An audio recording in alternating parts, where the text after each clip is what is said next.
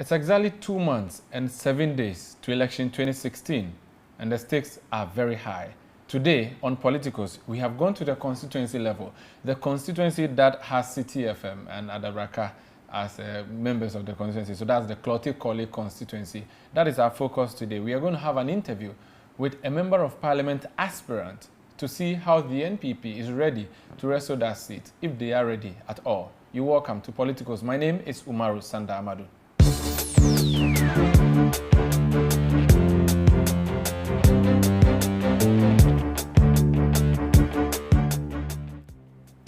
So this is a constituency that has been in court more than any other constituency. I'm sure that would be an exact and precise way to put it.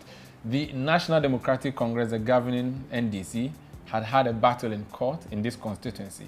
The opposition NPP had a battle. Eventually, they've sifted the men from the losers, or the winners from the losers, and today they have nominees. So the NDC has nominated Dr. Zanetta Rawlings, the daughter of former President Rawlings. The NPP has nominated Philip Addison, a man who was very fierce in court in that very controversial 2012 election petition. We have seen him on TV for 8 months. He is now trying to represent the NPP here. You're welcome to Politicos, eh? Thank you. You want to go to Parliament. You don't want to be in the courtroom anymore. Yeah, I want to have a change of atmosphere. You want to move from the judiciary to the legislature. Why so? Why decide that? Well, I thought that it's about time some of us got involved in the political situation in this country, and hence my decision to go to Parliament. Are you finding it exciting? So far, it is. Is it not too turbulent for you? Because as a lawyer, you would just be in your office, you read a number of documents and go in court and argue your way out. Now you are having to deal with the track pusher at Odona and then the lawyer living in Osu. Yes, it is turbulent. Yes, I didn't anticipate some of the things that I have come to know. But once I take a decision, I don't step back. Are you terrified by some of the things you are getting to know now? I wouldn't say I'm terrified, maybe surprised.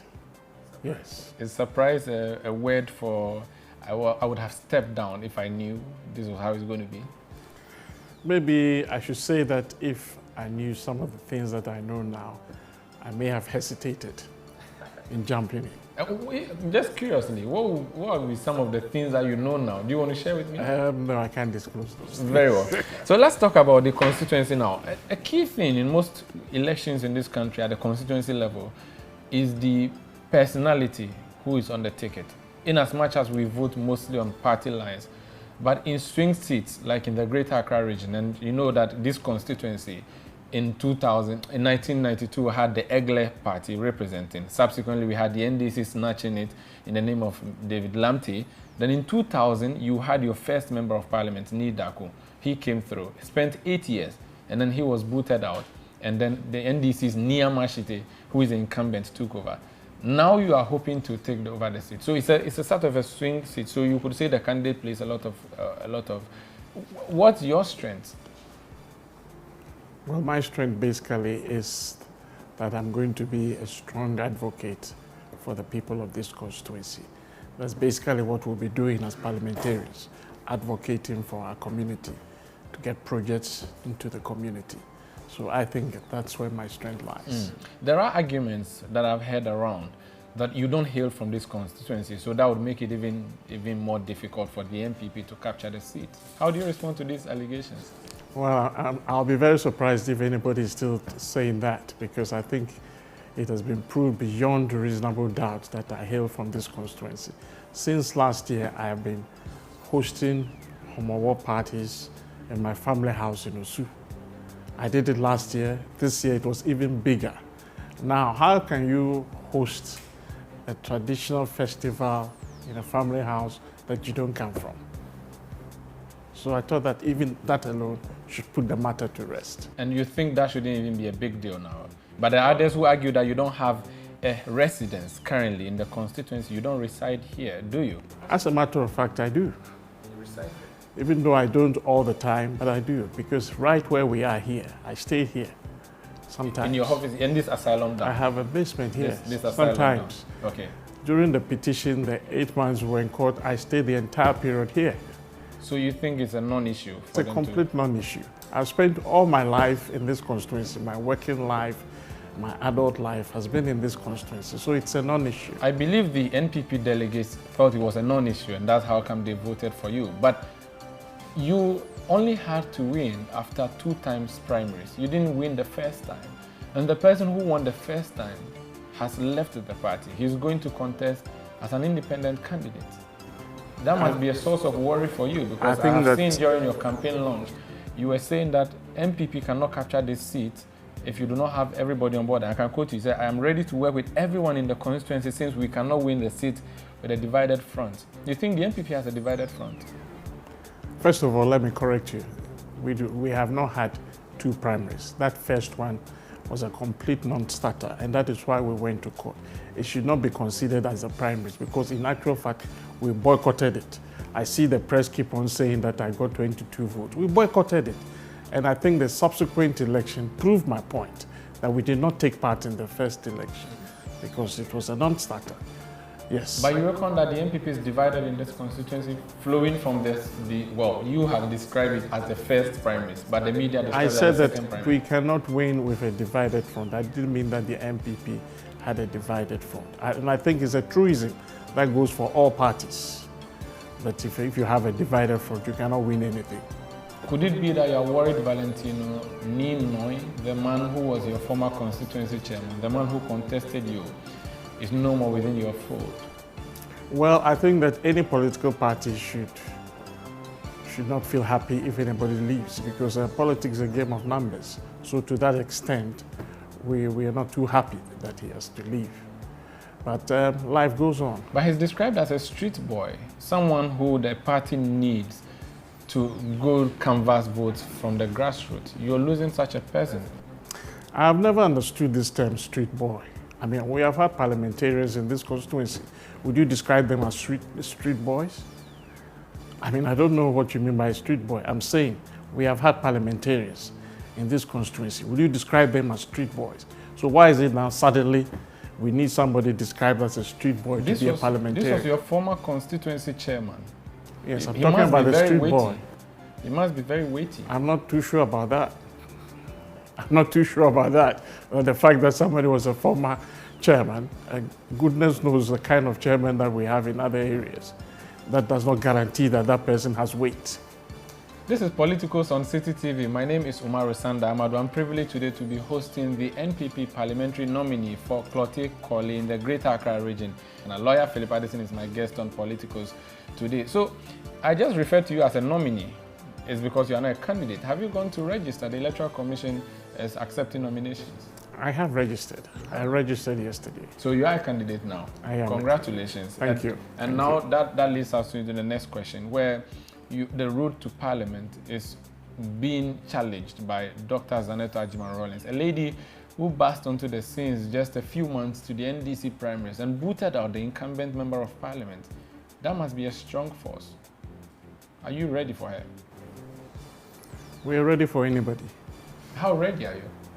Very, very ready. She is the daughter of a former president of the Republic. The most charismatic after Nkrumah, some analysts have said, in this country. You do not think that that charisma is going to, affect her positively and she might end up clinching the seat? Well, unless you're suggesting that I'm actually contesting against President Jerry Rawlings. The line is thin, though, isn't it? And so voters are going to look to Jerry Rawlings to vote for the daughter, or they are going to look at the qualities and capabilities. Because you see, at the end of the day, we have to ask ourselves, who is the one going to Parliament? Take the parliamentarians that have represented us in this constituency, and indeed elsewhere. But let me restrict myself to this constituency. Do you know their fathers? Do you know the fathers of the parliamentarians? You don't. Nobody knows their fathers. Even the current one, do you know the father? Because their fathers have never been president. Exactly. So you don't know their fathers, and yet they stood on their own merit to get to Parliament. And that is what I'm doing, standing on my merit. So if you tell me somebody is standing on somebody else's destiny together, well, it's for the electorate to determine that. whether that is what they want, because this is somebody who's going to represent you.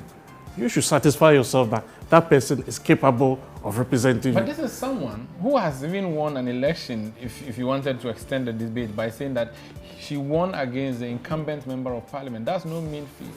Well, I do not want to go into NDC politics. But that's your opponent, so you would have to deal with that one too. I said I do not want to go into NDC politics because I've had disputes even about this election. I don't want to delve into it. But yes, she's won.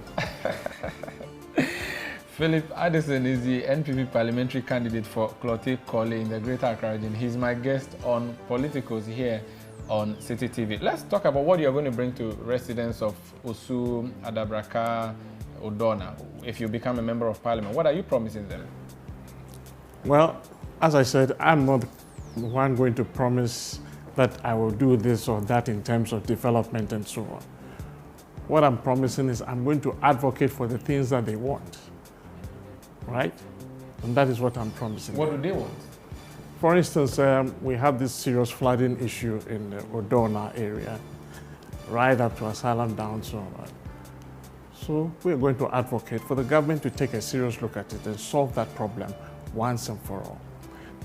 The MPP... How do you propose this problem? That's what I was coming to, that the last time the MPP was in government, President Kufuor's government, they solved the flooding problem at Alaju.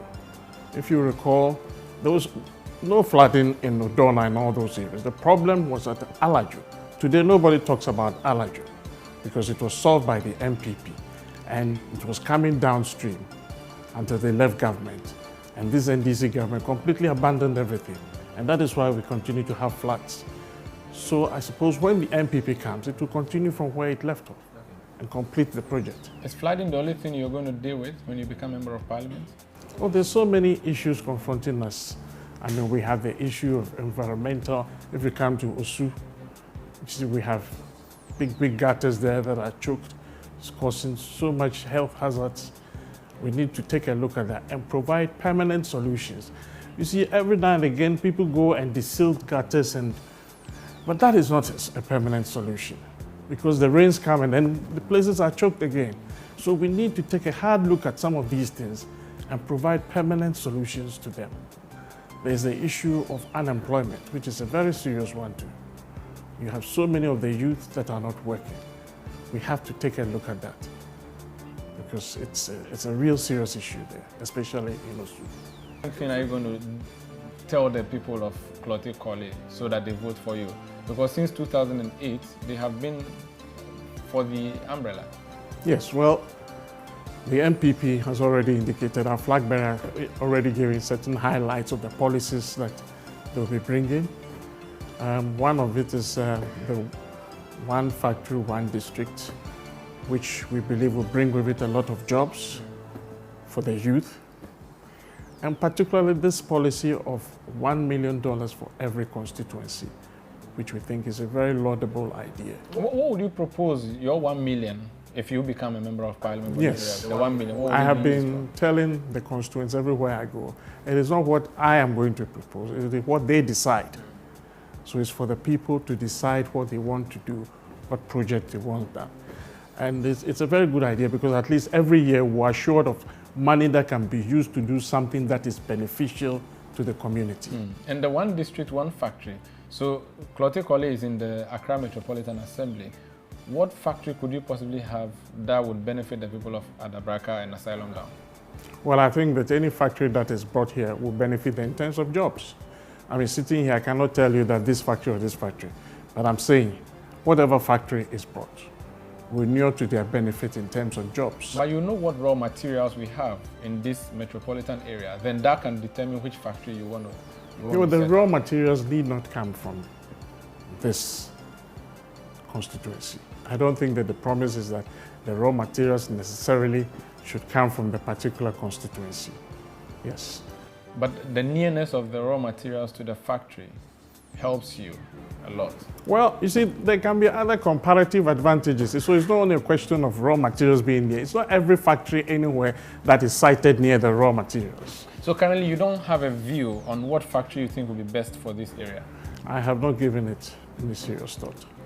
You have 2 months and 7 days to elections, and you haven't given a thought I am to not one the of one. the most I am important not. policies of your party. I am not the one to decide which factory will come here.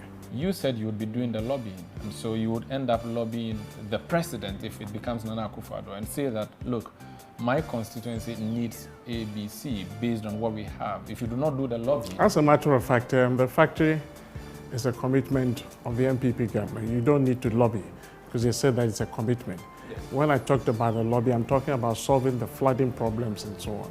Yes, but so you are just waiting. Whatever the MPP government brings to the constituency or the district, you are satisfied. You would not, because you hail from this constituency, you represent the people of this constituency. In as much as the party is in government, you are the one who would say to the people in government that, look, my people, because we have a sea nearby, maybe you should do something along fishing, if it's a factory, along the fishing side. You do not think you want to put it's not a matter for one person, me sitting here deciding that this is the factory, because the kind of question is like you're asking me, I should tell you what factory I put here. It's not a question for one person. But you're not an ordinary person. You would become a member of parliament. Still, it is not a matter for one person. Even in terms of all factories that will be cited in it, it's not a matter for one person to decide. It's a matter of brainstorming and looking at all aspects of it and taking a decision. I alone sitting here cannot decide that this is the factory that should be put here. Would it be fair then, when you hear critics say that the one factory project is not well thought through, because as we speak, it's 2 months and we don't know what is going to happen in Klottey should NPP become the next government in 2017? I disagree with you. If you set targets, you can work towards those targets. It may be if you say it now, immediately you have not worked out the factory, but you have set a target of having a factory in each district. You can work towards it. So the fact that somebody sitting here cannot tell you what factory will come here doesn't mean that it's not been thought out through. There are targets that have been set and need to be met. But you see, my difficulty, Council, is that it's not somebody. You are not somebody. You are planning to be the next member of parliament, representing over 100,000 people. You would be leading the charge for the people. You have gone around, and I believe you have done a lot of campaigning. You have listened to the people. By now, you should be very well aware what the people of Adabraka, Asylum Down, Osu need. So you should be pushing that agenda vigorously. I mean, you are telling me I should be aware what they need as a factory? Is that what you're saying? You should know. You should be I should know that? Yeah, you should. As a factory? Yes, after listening to them. Oh, my goodness. How can I know that? By listening to them. This is a matter that will have to be discussed among people, right? In terms of deciding even where a factory will be sited. It's not a matter for one person. It's not a matter for one person. That me sitting here, I decide that we'll have this kind of factory, we'll site it here. No. That's not the way it works. Thank you very much. Before I go, I'll just say you should say something briefly, since we are in Klottey and we're speaking to Klottey constituents. If you could just say something briefly in Ghana to them, since that's the most dominant language here. Yo, but anyame meni yo Osu Klottey. But your candidate Philip Addison kanya yo. The share be kwa ba fon shikie. The meter nyele akishi. Ke be share. When you take your phone, Shikia, Yabana, sure, Nana Akufo-Addo, as president, Kemi, Philip Addison for parliament, me nyenyeno, Yahawo, Wake Chakimo Pimba, Chakimo, Wake Ba, Ikenoya, Keshirimo, Ibaba, when you vote on Yahawo, your phone Shiki and Yahawo, in your bench and Yabana Chakimo, Yenye, Shilemi. Oyoadon Philip Addison is the man who is seeking to be member of parliament on the ticket of the NPP for the Klottey constituency. And that's how we wrap up today's edition of Politicos here on Citi TV. My name is Umaru Sanda Amadu. Do join us same time next week, because you never know, we'll be in your constituency asking the questions of the man who wants to, or the man or woman who wants to be your next member of parliament.